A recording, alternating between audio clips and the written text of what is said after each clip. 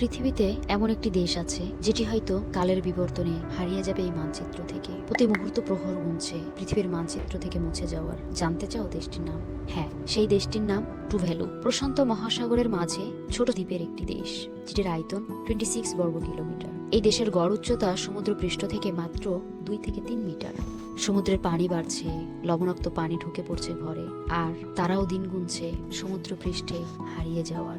টুভ্যালু এমন একটি দেশ যে দেশের প্রতিটি মানুষের প্রতিবেশী। তাদের কোনো বিয়ের প্রোগ্রাম হলে পুরো দেশটিকেই তারা আমন্ত্রণ করে। কি সুন্দর তাদের এই সংস্কৃতি। কিন্তু দুঃখের বিষয়, এই সুন্দর দেশটি পৃথিবীর মানচিত্র থেকে একটি সময় হারিয়ে যাবে। টুভ্যালু কখনো কোনো দেশের সাথে যুদ্ধে জড়ায়নি, না এটি কখনো কোনো দেশের ক্ষতি করেছে, তবু তারা শাস্তি পাচ্ছে কারণ ক্লাইমেট চেঞ্জ। হ্যাঁ, ক্লাইমেট চেঞ্জ এর কারণে আজ এই দেশটি পৃথিবীর মানচিত্র থেকে হারিয়ে যেতে পারে। কি মনে হয়, ক্লাইমেট চেঞ্জের ব্যাপারে আমাদের সচেতনতা কি খুব বেশি জরুরি নয়? অবশ্যই জরুরি।